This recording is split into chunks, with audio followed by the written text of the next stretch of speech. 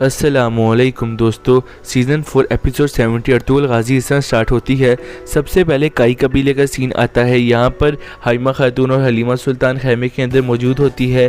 हलीमा सुल्तान अपने बेटे सऊची के साथ खेल रही होती है। बाहर से एकदम आवाज़ आती है, ये मापरी खातून की आवाज़ होती है। वो पूछती है क्या मैं अंदर आ सकती हूँ। फिर हलीमा सुल्तान और हाइमा खातून इनको अंदर आने की इजाज़त दे देती है और फिर ये खैमे के अंदर दाखिल हो जाती है। दोस्तों इसके बाद मापरी खातून खैमे में दाखिल हो जाती है। यहाँ पर हाइमा खातून और हलीमा सुल्तान भी मापरी खातून के पास आ जाते हैं और ये आपस में गुफ्तगू करना शुरू कर देते हैं। मापरी खातून हलीमा सुल्तान से पूछती है कि आपके बेटे का क्या नाम है, तो आगे से जवाब में हलीमा सुल्तान कहती है कि इसका नाम सऊची है। और फिर मापरी खातून कहती है क्या मैं इसको उठा सकती हूँ अपनी गोद में। तो फिर हलीमा सुल्तान हाइमा खातून की तरफ देखना शुरू कर देती है। हाइमा खातून हलीमा को कहती है कि आप इनको सऊची को उठाने दे सकती है। फिर हलीमा सुल्तान से मापरी खातून सऊची को पकड़ लेती है और उसको गोद में उठा लेती है।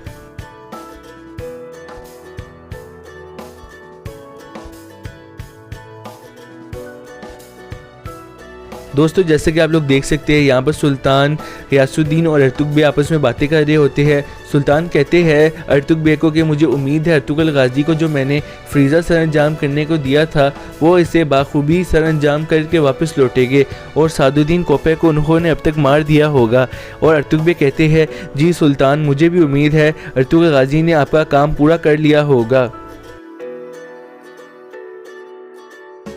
दोस्तों जैसे कि आप लोग देख सकते हैं, यहाँ पर बमसी कबीले के इर्द गिर्द चक्कर लगा रहे होते हैं और देख रहे होते हैं कोई प्रॉब्लम तो नहीं है, और वो अपने सिपाहियों से सलाम दुआ भी कर रहे होते हैं। एकदम कबीले का ढोल बजता है और लोग देखते हैं कि सल्जूक सिपाही अपने आदमियों के साथ फ़ौरन काई कबीले के अंदर एंटर हो रहे होते हैं। बमसी अपने सिपाहियों को कहते हैं छुप जाओ और देखो ज़रा ये क्या काम कर रहे हैं। और वो देखते हैं कि यहाँ पर बहुत ज़्यादा सिपाही तलवारों के साथ आकर हमला करने की कोशिश करते हैं। कबीले के तमाम लोग भी एकदम हैरान और परेशान हो जाते हैं कि हमारे साथ एकदम क्या होना शुरू हो चुका है। और यहाँ पर ढोल की आवाज़ मरकज़ी खैमे तक भी पहुँच जाती है। अर्तुगबे और सुल्तान आपस में गुफ्तगू करना छोड़ देते हैं और उस ढोल की आवाज़ को सुनकर वो लोग भी हैरान हो जाते हैं। उनको ये तो मालूम होता है कि अर्तुगरुल गाजी ने अभी नहीं आना होता, क्योंकि वो कुछ ही दिन पहले मिशन के लिए गए होते हैं। इतनी जल्दी उनका आना मुमकिन नहीं। तो कहते हैं कि अब यहाँ पर और कौन आ सकता है। दोस्तों गुनाल बे के ख़ास आदमी आयदुमुश घोड़े से उतरते हैं और अपने सिपाहियों के साथ एकदम मरकज़ी खैमे की तरफ बढ़ना शुरू हो जाते हैं। यहाँ पर जो मरकज़ी खैमे के बाहर सिपाही मौजूद होते हैं वो आयदुमुश को कहते हैं कि आपको यहाँ पर आने की अंदर इजाज़त नहीं, क्योंकि यहाँ पर सुल्तान मौजूद है। तो आयदुमुश कहता है कि मैं सुल्तान से कोई ज़रूरी बात करनी है, मेरे रास्ते से हट जाओ। बमसी सब कुछ खड़े हुए देख रहे होते हैं। दोस्तों ये जो आप लोग नेक्स्ट सीन देख सकते हैं, ये सादुद्दीन कोपे का जंगी काफिला है। यहाँ पर बहुत से सिपाही शामिल होते हैं। इन्होंने सामसट किला को फतह करना होता है, इसलिए यहाँ पर ये लोग मीटिंग के लिए जमा हो जाते हैं। अर्तुगरुल गाजी अपने आदमियों के साथ यहाँ पर आ जाते हैं। इन्होंने सल्जूक सल्तनत का लिबास पहना होता है और ये इनमें मिक्स हो जाते हैं ताकि ये पहचाने ना जा सके। दोस्तों यहाँ पर सुंगुर्तगीन, तुर्गुद और अर्तुगरुल शामिल होते हैं। ये तीनों मिलकर असलिहान के इंतकाम लेना चाहते हैं। दोस्तों जैसा कि आप लोग देख सकते हैं, यहाँ पर सादुद्दीन कोपेक ने सल्जूक सल्तनत के तमाम अहम अमीरों को और वज़ीरों को बुलाया होता है। ये आपस में मीटिंग कर रहे होते हैं। सबसे पहले सादुद्दीन कोपेक कहते हैं कि मैं अमीर हशामुद्दीन काराजा और अमीर तोगान बे को थैंक यू कहना चाहता हूँ, क्योंकि इन्होंने रियासत के सबसे बड़े गद्दार कामिरी से मेरा छुटकारा हासिल करवाया है। दोस्तों सादुद्दीन कोपेक फ़ौरन अपने तख्त से खड़े हो जाते हैं। तमाम वज़ीर ये देखकर वो भी खड़े हो जाते हैं। सादुद्दीन कोपेक कहते हैं कि मेरे बाबा मरहूम सुल्तान कैसरियों ने मेहनत करके इस सल्तनत को आगे बढ़ाया है। ये सल्तनत अल्लाह ताला की मदद की वजह से हमेशा कायम रहनी चाहिए और हम लोग भी इसमें अब मेहनत करेंगे और इसे आगे पहुंचाएंगे। दोस्तों ये बात सुनने के बाद तमाम वज़ीर एक दूसरे को देखना शुरू हो जाते हैं और हैरान हो जाते हैं, क्योंकि उन्होंने कभी सुना नहीं होता कि सादुद्दीन कोपेक शहज़ादा होता है। ये सुनने के बाद तमाम लोग हैरान और परेशान हो जाते हैं और एकदम वो शहज़ादे सादुद्दीन कोपेक जिंदाबाद के नारे लगाना शुरू कर देते हैं। दोस्तों हशामुद्दीन काराजा हल्की आवाज़ में तोगान बे को कहते हैं कि बस अब अल्लाह ताला ही हमारी रियासत को बचा सकते हैं, और फिर वो भी सादुद्दीन कोपेक जिंदाबाद के नारे लगाना शुरू कर देते हैं।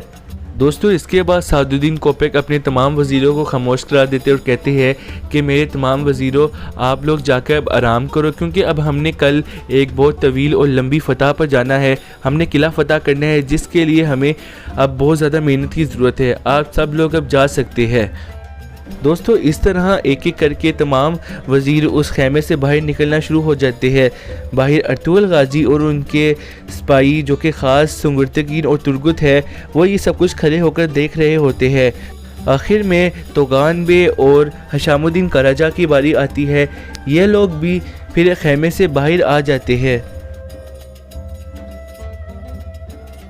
दोस्तों बाहर अर्तुगरुल गाजी और उनके सिपाही हशामुद्दीन कराजा और तुगान बे का वेट कर रहे होते हैं, ताकि अर्तुगरुल गाजी को पता चले कि अंदर खैमे की क्या सूरत हाल है, कितनी हिफाजत की गई है अंदर खैमे के अंदर, ताकि इन्होंने अंदर जाना है और हमला भी करना है। हशामुद्दीन कराजा आकर बताते हैं कि इस वक्त सिर्फ खैमे के अंदर कायरालदा और सादुद्दीन कोपेक है। कुछ देर बाद कायरालदा भी निकल आएगा, तो अर्तुगरुल साहब आप जाकर सादुद्दीन कोपेक पर हमला कर दीजिएगा और सादुद्दीन कोपेक को मार दे। दोस्तों तोगान एल पीछे मुंह करके देखते हैं तो कायरालदा भी उस खैमे से बाहर निकल रहा होता है। वो अर्तुगरुल गाजी को कहते हैं कि कायरालदा बाहर आ चुका है। हशामुद्दीन कहते हैं अर्तुगरुल गाजी अब आप लोग जाइए और अपना काम सर अंजाम दे, अल्लाह ताला आप सबकी मदद फरमाए। दोस्तों इसके बाद अर्तुगरुल गाजी अपने सिपाहियों को लेकर उस खैमे की बैक साइड पर आ जाते हैं और गुफ्तगू करना शुरू हो जाते हैं। अर्तुगरुल गाजी कहते हैं कि मैं इस खैमे के अंदर जाऊंगा और सादुद्दीन कोपेक से लड़कर वापस आ जाऊंगा, फिर हम लोग मिलकर यहाँ से रवाना हो जाएंगे। तुर्गुत कहते हैं कि सरदार मैं आपको अकेले नहीं जाने दे सकता, आपकी जान को ख़तरा हो सकता है। आगे से अर्तुगरुल गाजी कहते हैं कि मेरे भाई तुर्गुत आपको टेंशन लेने की कोई ज़रूरत नहीं, मैं यहाँ पर कासिद के तौर पर जाऊँगा और कासिद सिर्फ एक बंदा जाता है, ज़्यादा बंदों को जाने की इजाज़त नहीं होती, इसलिए आप सबको बाहर रुकना होगा। मैं इन दो कमांडर्स को भी अपने साथ ले जाता हूँ, ये बाहर रुक कर मेरा वेट करेंगे। दोस्तों इसके बाद अर्तुगरुल गाजी तुर्गुत और सुंगुर्तगीन को कहते हैं कि आप लोग बाहर रुकिएगा और इधर उधर अपनी नज़र रखिएगा ताकि यहाँ पर कोई गड़बड़ ना हो जाए। और फिर आगे सुंगुर्तगीन कहते हैं कि अर्तुगरुल भाई आप फिक्र ना करो, हम संभाल लेंगे। दोस्तों इसके बाद अर्तुगरुल गाजी उन दो कमांडर्स के साथ चले जाते हैं। दोस्तों इसके बाद काई कबीले का सीन शुरू हो जाते हैं। यहाँ पर मरकज़ी खैमे की हिफाजत के लिए जो आदमी खड़े होते हैं, अख्तमुश के सिपाही उन सबको मार देते हैं और फिर ये लोग मरकज़ी खैमे की तरफ बढ़ना शुरू हो जाते हैं। दोस्तों अर्तुगबे और सुल्तान गयासुद्दीन बहुत ज़्यादा हैरान और परेशान हो जाते हैं और ये लोग अपनी तलवारें निकालने लगते हैं कि एकदम सल्जूक सिपाही अंदर दाखिल हो जाते हैं। अर्तुगबे अपना खंजर बाहर निकालते और कहते हैं कि वहीं पर खड़े रह जाओ, आगे बढ़ने की हिम्मत ना करना वरना मैं तुम लोगों को मार डालूँगा। तो आगे से अख्तमुश कहता है कि सुल्तान तुम अब बचोगे नहीं, हम तुम लोगों को मार देंगे, तुम लोग यहाँ से बाहर नहीं निकल सकोगे। दोस्तों यहाँ पर अर्तुगरुल गाजी दो कमांडर्स के साथ उस खैमे के पास पहुँचते हैं तो यहाँ पर सिपाही खड़े होते हैं जो इस खैमे की हिफाजत कर रहे होते हैं। वो पूछते हैं कि तुम लोग कौन हो, यहाँ पर क्या करने आए हो। तो कमांडर कहते हैं कि हम लोग सामसट किले से आए हैं, हम सादुद्दीन कोपेक के लिए एक बहुत अच्छी इन्फॉर्मेशन लाए हैं जो कि उनके लिए बहुत ज़्यादा अहम है। आप फ़ौरन जाओ और उनको कहो कि सामसट किले से कासिद आपसे मिलने आया है, आप फ़ौरन उनसे मिले। दोस्तों इसके बाद वो कासिद बाहर आकर कहता है कि इस वक्त सादुद्दीन कोपेक आपसे मिलना नहीं चाहते तो आपको यहाँ से जाना होगा। तो कहते हैं कि बहुत ज़रूरी मामला है। फिर वो अंदर जाने की इजाज़त दे देते हैं और अर्तुगरुल गाजी से उनकी तलवारें लेकर कहते हैं कि अब आप अंदर जा सकते हैं। दोस्तों यहाँ पर सादुद्दीन कोपेक के खैमे के अंदर अर्तुगरुल गाजी दाखिल हो जाते हैं। वो उसके तख्त की तरफ देखते हैं तो यहाँ पर कोई नहीं मौजूद होता। वो इधर उधर देखना शुरू हो जाते हैं, सादुद्दीन कोपेक यहाँ पर नहीं होता। एकदम उनको लगता है कि पीछे सादुद्दीन कोपेक आ गए हैं। तो वो जब पीछे मुँह करके देखते हैं तो सादुद्दीन कोपेक नहीं बल्कि गुनाल बे होते हैं। वो गुनाल बे को देख कर बहुत ज़्यादा हैरान और परेशान हो जाते हैं और गुनाल बे आगे से कहते हैं तो अर्तुगरुल गाजी अब तुम यहाँ पर आ ही गए हो, अब हम लोग आपस में मुकाबला करते हैं, देखते हैं कौन जीतता है। दोस्तों जैसे कि आपको पता है कि काई कबीले के अंदर यहाँ पर लड़ाई हो रही होती है। अब्दुर्रहमान गाजी और बमसी आकर सल्जूक सिपाहियों को मारना शुरू हो जाते हैं और कुछ लोग तो मरकज़ी खैमे के अंदर भी दाखिल हो जाते हैं। बाहर भी आदमी होते हैं, पहले ये बाहर वाले आदमियों को मारना शुरू हो जाते हैं। दोस्तों जैसे कि आप सबको पता है कि मरकज़ी खैमे के अंदर सुल्तान अलाउद्दीन के बेटे सुल्तान गयासुद्दीन और अर्तुगबे को घेर लिया है सल्जूक सिपाहियों ने। यहाँ पर हलीमा सुल्तान पर्दे से थोड़ा छुप कर देख रही होती है, सूरत हाल का जायज़ा ले रही होती है। मापरी खातून ये सब कुछ देख के बहुत परेशान हो जाती है और कहती है कि मैं बाहर निकलने लगी हूँ। तो हलीमा इनको रोक लेती है और कहती है आप सब्र करें। दोस्तों यहाँ पर दूसरी तरफ तुर्गुत और सुंगुर्तगीन दुआ कर रहे होते हैं कि अल्लाह ताला अर्तुगरुल गाजी की मदद फरमाए। दोस्तों यहाँ पर गुनाल भी अर्तुगरुल गाजी को कहते हैं कि तुम्हें देखकर मुझे ऐसा लगता है कि एक झूठा आदमी जो बहादुर आदमी के भेस में आया होता है। अब हार मान लो अर्तुगरुल गाजी और सादुद्दीन कोपैक से माफ़ी मांग लो और उसकी अताअत करो। तो आगे से अर्तुगरुल गाजी कहता है कि हम लोग सिर्फ अल्लाह ताला से डरते हैं और अल्लाह ताला के आगे ही झुकते हैं। दोस्तों यहाँ पर गुनाल भी अपनी तलवार म्यान से निकाल लेते हैं और अर्तुगरुल गाजी को कहते हैं कि तुम अपनी मौत की तरफ खुद चल के आए हो, अब मैं तुम्हारा सर अपनी तलवार से उड़ा दूंगा। तो आगे से अर्तुगरुल गाजी कहते हैं कि गुनाल बे अपना सबसे अच्छा वार मुझे दिखाओ और फिर ये दोनों आपस में लड़ना शुरू हो जाते हैं। दोस्तों अर्तुगरुल गाजी के पास कोई तलवार नहीं होती, जिसकी वजह से अर्तुगरुल गाजी को गुनाल बे ज़ख्मी कर देते हैं और अर्तुगरुल गाजी के बाजू से खून बहना शुरू हो जाता है। दोस्तों यहाँ पर काई कबीले के अंदर आइदमुश उसके आदमी अर्तुगबे और सुल्तान से लड़ना शुरू हो जाते हैं। वो लोग आपस में बहुत बुरी तरह लड़ना शुरू हो जाते हैं। यहाँ पर पर्दे से हाइमा खातून भी देख रही होती है। हलीमा सुल्तान, हाइमा खातून और मापरी खातून तलवारें उठाना शुरू कर देती है ताकि अगर ज़रूरत पड़े तो वो भी बाहर निकल कर उनकी जान बचाने की कोशिश कर सके। दोस्तों अब्दुर्रहमान गाजी अलग होकर लड़ रहे होते हैं और वो अकेले पड़ जाते हैं। यहाँ पर सल्जूक सिपाही अब्दुर्रहमान गाजी को बहुत ज़्यादा ज़ख्मी कर देते हैं, जिसकी वजह से वो ज़मीन पर गिर जाते हैं। दोस्तों मरकज़ी खेमे के अंदर अर्तुगबे को एक आदमी शदीद ज़ख्मी कर देता है। उनके हाथ पर वो एक तलवार का वार करता है, जिसकी वजह से उनका हाथ भी ज़ख्मी हो जाता है और वो लड़ नहीं पाते। यहाँ पर फिर तमाम सिपाही आकर सुल्तान से लड़ना शुरू हो जाते हैं। दोस्तों यहाँ पर अर्तुगरुल गाजी और गुनाल बे का सीन दिखाया जाता है। गुनाल बे अर्तुगरुल गाजी को कहते हैं कि मुझे पता था अर्तुगरुल गाजी तुम एक ज़िद्दी आदमी हो, तुमने सादुद्दीन कोपैक के पीछे लाजमी आना था, इसलिए मैंने सब कुछ चाल चली थी। और अब हम सबको एक रिकैप दिखाया जाता है जिसके अंदर गुनाल बे इस खेमे के पीछे से खुफिया रास्ते के ज़रिए इसके अंदर दाखिल हो जाते हैं। दोस्तों गुनाल बे को देखकर सादुद्दीन कोपैक और कायराल्दा बहुत हैरान हो जाते हैं। कायराल्दा अपनी तलवार बाहर निकालते हैं तो सादुद्दीन कोपैक इनको मना कर देते हैं। सादुद्दीन कोपैक कहते हैं कि तुम्हें तो किले में होना चाहिए था, तुम यहाँ पर क्या कर रहे हो।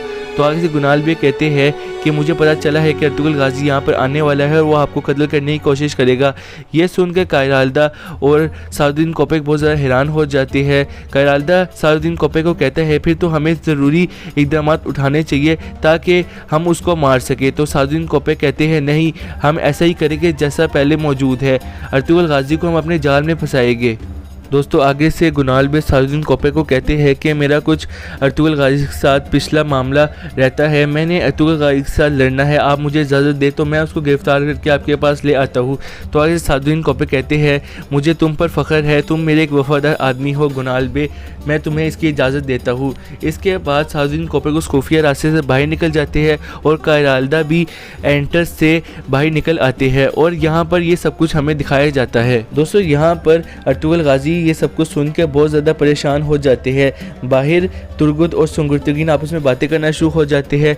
तुर्गुत सुंगुर्तगीन को कहते हैं कि अब तक हमारे सरदार ने उस गलीज़ सादुद्दीन कोपैक का सर उतार दिया होगा। सुंगुर्तगीन कहते हैं कि अर्तुगरुल गाजी अपना काम पूरा करके जब बाहर निकलेंगे तो हम उनको बाहिफाजत कबीले तक पहुँचाएंगे और हशामुद्दीन कराजा यहाँ की तमाम फ़ौज को अपने अंडर कर कंट्रोल करेंगे।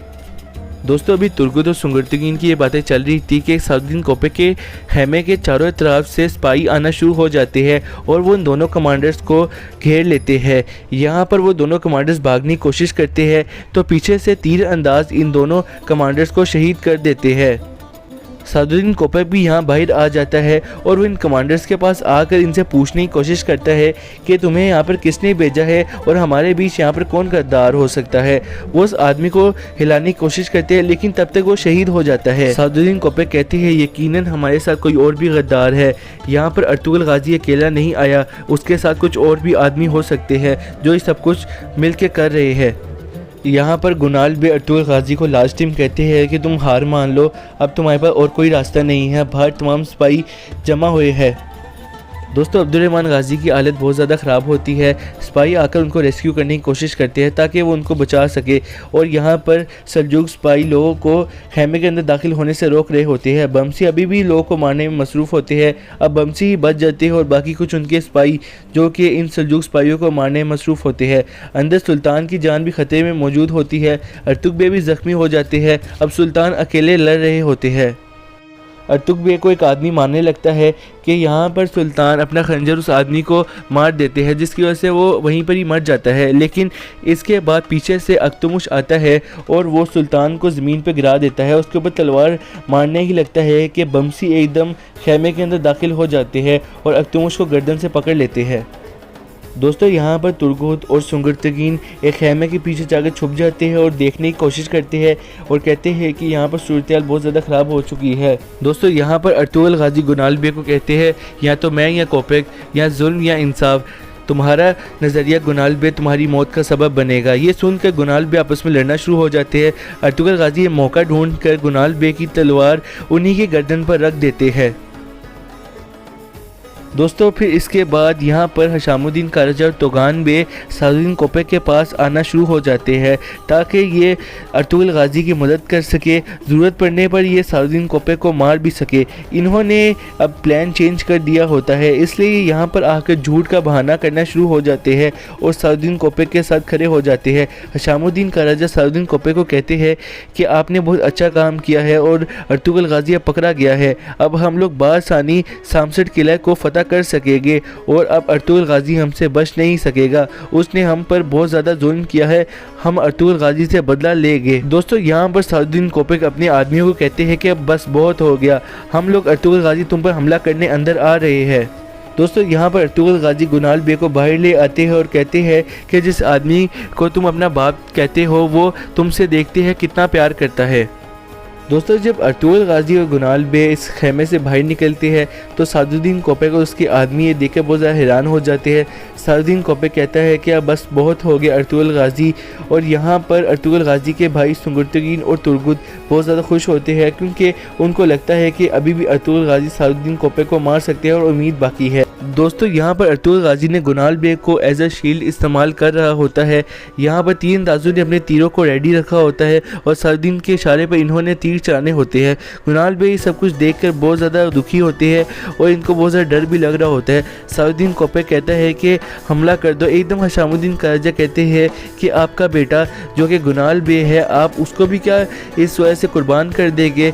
तो आगे सादुद्दीन कोपेक कहते हैं कि रियासत की खातिर मेरा अगर बेटा भी कुर्बान हो जाए तो मुझे उससे कोई फ़र्क नहीं पड़ता।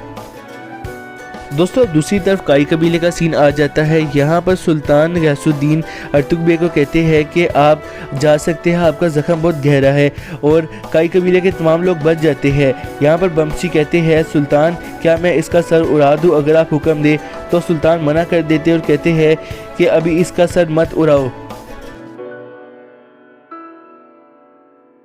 दोस्तों यहाँ पर सादुद्दीन कोपेक गुस्से में अर्तुगरुल गाजी को कहते हैं कि अर्तुगरुल गाजी अगर तुम समझ रहे हो कि तुम गुनाल बे के ज़रिए यहाँ से बच निकलोगे तो तुम गलत हो।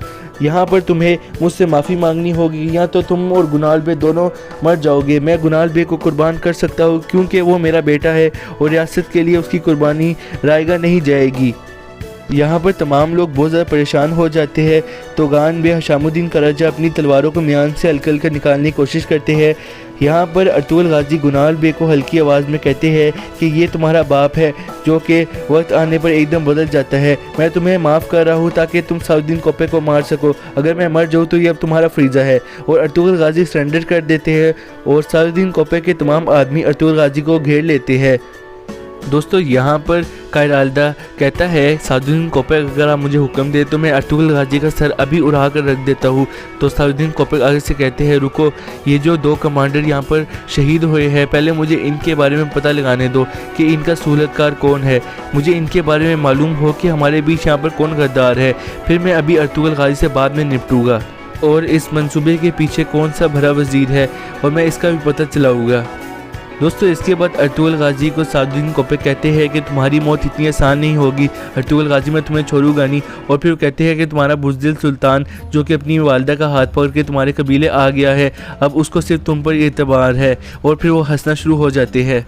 दोस्तों यहाँ पर सलाहुद्दीन कोपक अर्तुगरुल गाजी को कहते हैं कि तुम नहीं बोलना चाहते, तुम्हारी मर्जी, अभी मैं तुमसे जो मैं काम करना जा रहा हूँ तुम्हारे साथ, तुम्हें खुद ही बोलना पड़ेगा और देखते हैं तुम कब तक नहीं बोल सकोगे। फिर वो अपने खास सिपाही कारआलदा को कहते हैं कि अर्तुगरुल गाजी को पकड़ो और मेरे खेमे के अंदर इसको बांध दो।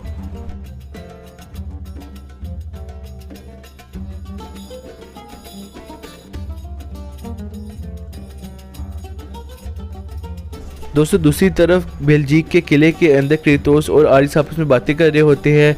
गवर्नर आरिस को कहते हैं कि हमने जो मिल के मंसूबे बनाए हैं वो हमारे शहंशाह को पसंद आएंगे। एकदम मारिया अंदर दाखिल हो जाती है। आगे से क्रेतोस पूछते हैं कि मारिया तुम यहाँ पर क्या कर रही हो। तो दोस्तों आगे से जवाब में मारिया क्रेतोस को कहती है कि मैं आपको यहाँ पर एक ज़रूरी मालूमात देना चाहती हूँ। वो ये है कि सुल्तान गियासुद्दीन इस वक्त काई कबीले में पनाह लेने के लिए अपनी वालदा के साथ आए हुए हैं। दोस्तों आगे से गवर्नर क्रेतोस कहते हैं क्या तुम्हें पूरा यकीन है कि जो मालूमात तुमने हमें दी है वो 100% एक्यूरेट है।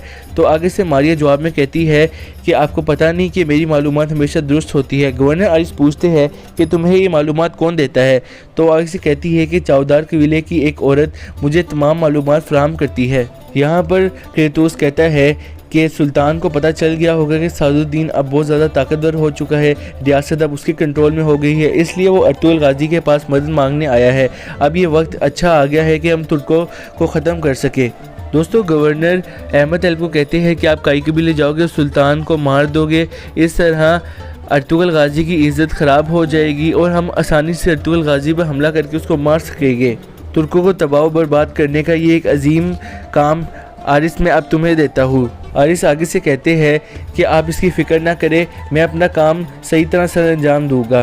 और आखिर में गवर्नर अहमद को कहते हैं कि मैं आपको आदमी देता हूँ, आप फ़ौरन जाओ और जाकर सुल्तान को मार दो। तो दोस्तों उम्मीद करते हैं कि आपको ये वीडियो अच्छी लगी होगी। अगर अच्छी लगी है तो इस वीडियो को लाइक, चैनल करें सब्सक्राइब। नेक्स्ट पार्ट बहुत जल्द अपलोड किया जाएगा। आप कनेक्टेड रहे हमारे चैनल के साथ, शेयर किया करें वीडियो को अपने फ्रेंड्स और फैमिली मेम्बर के साथ। कमेंट बॉक्स में राय का लाजमी इज़हार करें। मिलते हैं किसी और वीडियो में। टेक केयर एंड अल्लाह हाफिज़।